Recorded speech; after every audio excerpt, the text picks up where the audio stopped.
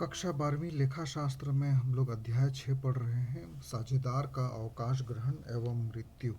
और आज इसके क्वेश्चन नंबर 23 को हम लोग देखेंगे और इसमें देखेंगे कि सामान्य संचय, लाभ हानि और कोषों का समायोजन कैसे करते हैं और पुनर्मूल्यांकन लेखा का भी हम लोग देखेंगे। तो इस प्रश्न में लिखा हुआ है एक्स, वाई और जेड साझेदार हैं, उनका लाभ विभाजन अनुपात 2:2:1 है और जेड अवकाश ग्रहण करता है। इसके बाद इसमें हम लोग कुछ देख लेते हैं क्या क्या है बैलेंस शीट में। तो यहाँ पर है सामान्य संचय और लाभ हानि खाता।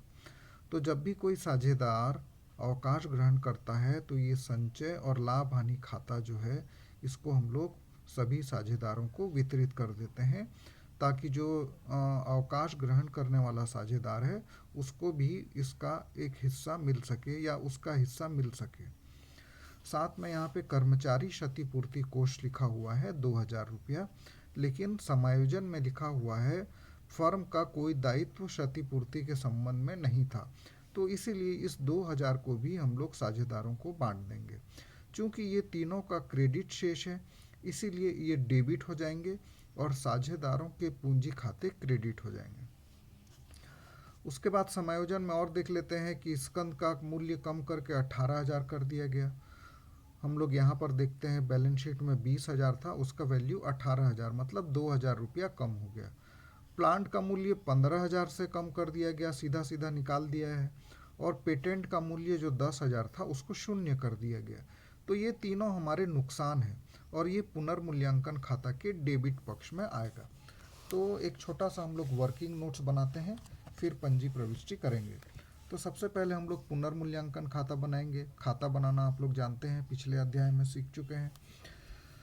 स्कंद खाता से 2000, चूंकि स्कंद का मूल्य 2000 रुपया कम हुआ है।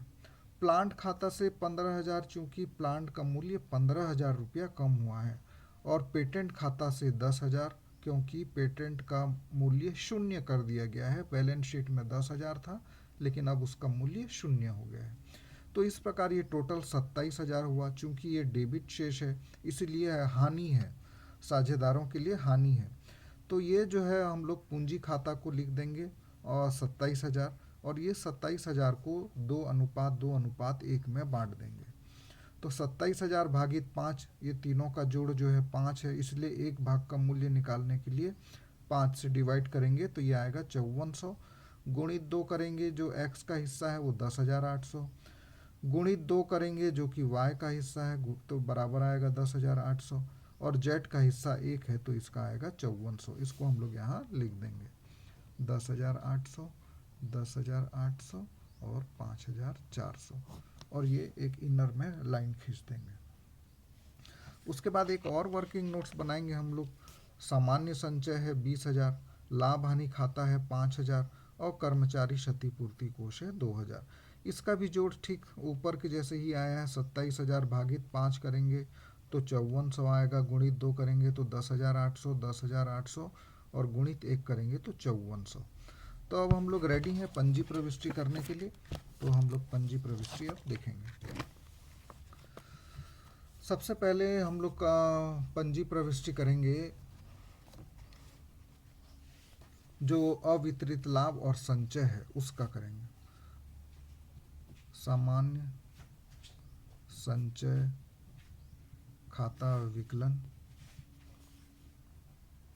लाभ हानि खाता विकलन और कर्मचारी क्षतिपूर्ति कोष खाता विकलन। और क्रेडिट किसको करेंगे? सभी साझेदारों को। एक्स के पूंजी खाता से, वाई के पूंजी खाता से और जेड के पूंजी खाता से। सामान्य संचय हमारे बैलेंस शीट में है 20,000, लाभ हानि खाते का क्रेडिट शेष है 5,000, कर्मचारी क्षतिपूर्ति कोष है 2,000। और इसको पिछले रफ में हम लोगों ने बांटा था तो आया था 10,800, 10,800 और 5,400। संचय एवं लाभ को वितरित करने पर यह हमारा पहला प्रविष्टि हो गया। अब दूसरी प्रविष्टि हम लोग देखेंगे पुनर्मूल्यांकन खाता से संबंधित। तो चूंकि सब नुकसान था,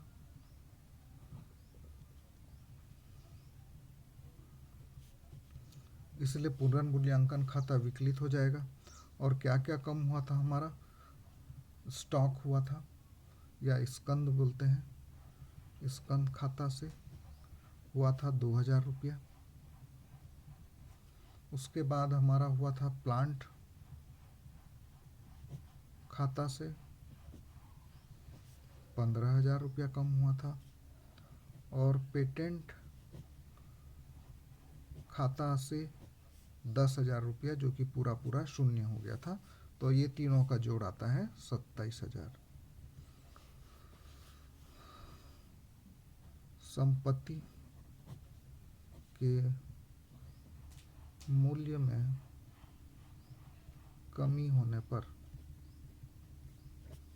और तीसरा और आखिरी एंट्री हम लोग करेंगे, क्योंकि इसमें 27,000 का नुकसान हुआ है, इसीलिए इस नुकसान को हम लोग साझेदारों के खाते में डाल देंगे। एक्स का पूंजी खाता विकलन, वाई का पूंजी खाता विकलन और जेड का पूंजी खाता विकलन। पुनर्मूल्यांकन खाता से 27,000। इसको भी हमने वैसे ही बांटा था 2:2:1 में, तो उत्तर आया था 10,800, 10,800 और 5,400। पुनर्मूल्यांकन खाते की हानि वितरित करने पर, तो इस प्रकार ये हमारा तीनों प्रविष्टि बनता है। इसके बाद एक ठो और प्रश्न हम लोग देखेंगे, और वो है 25वां नंबर का प्रश्न। 25वां नंबर के प्रश्न में ऐसा लिखा हुआ है, रवि, सोम और मंगल 2:3:5 में लाभ हानि बांटते हैं। चिट्ठे में दिया है सामान्य संचय, लेनदार पूंजी, भवन, फर्नीचर, देनदार रोकड़, और हमको सिर्फ लाभ हानि समायोजन खाता बनाना है। तो इसमें आप लोग तो जानते हैं क्या क्या करते हैं, तो इसको ज़्यादा झंझट नहीं होगा।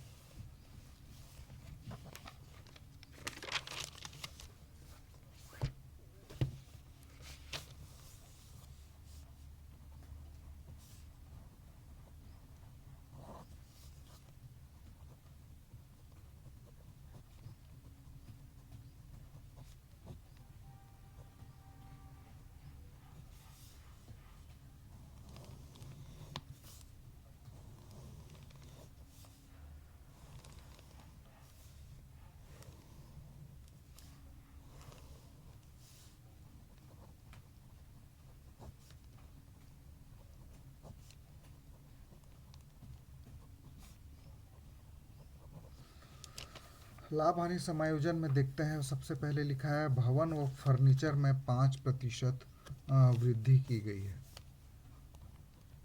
भवन खाता को और फर्नीचर खाता को। भवन में 5%, 40,000 का 5% निकालेंगे तो आएगा 2,000 रुपया। फर्नीचर है 20,000, उसका 5% निकालेंगे तो आएगा 1,000 रुपया। उसके बाद आगे लिखा है देनदारों पर 10% अशोध्य ऋण संचय। अशोध्य ऋण संचय, देनदार है 15,000, उसका 10% हो जाएगा 1,500। उसके बाद लिखा है लेनदारों पर 5% कटौती, ये हमारे लिए फ़ायदा है, तो इसको क्रेडिट साइड में लेंगे। लेनदारों पर कटौती खाता को, लेनदार है हमारे 12,000 का 5% निकालेंगे तो वो आएगा 600 रुपया। उसके बाद वैधानिक व्यय हमारा खर्चा है, हानि है, तो इसको इधर लिख लेंगे। वैधानिक व्यय खाता से 200 रुपये। अब हम लोग देखते हैं कि इधर का टोटल ज़्यादा आ रहा है, तो इसको पहले टोटल लगा लेंगे हम लोग, 3,600 रुपया। इसको हम लोग यहाँ पर भी लिख देंगे 3,600 रुपया। अब इसको इसमें से घटाएंगे तो आएगा 0,0,5,2,7 और 9, 16 का 6 हासिल आए, 1, 1, 2 और 1, 3, 1,900 रुपया का लाभ हो रहा है। तो इसको हम लोग पूंजी खाता में डाल देंगे। कौन कौन है? रवि, सोम और मंगल। तो 1,900 को हम लोग कौन कौन से अनुपात में बांटेंगे? 2:3:5, अर्थात 10। 10 से डिवाइड करेंगे, आ जाएगा 190 गुणित 2 रवि को मिलेगा, 190 गुणित 3 सोम को मिलेगा और 190 गुणित 5 मंगल को मिलेगा। 190 गुणित 2 करेंगे 380, गुणित 3 करेंगे 570, गुणित 5 करेंगे 950। तो रवि को मिलेगा 380, सोम को मिलेगा 570 और इसको मिलेगा 950। तो ये तीनों का जोड़ लगाएंगे तो ये 1,900 रुपये ही आएगा। तो इस प्रकार आज हम लोगों ने पुनर्मूल्यांकन खाता, संचय और अवितरित लाभ को कैसे बांटते हैं ये हम लोगों ने देखा।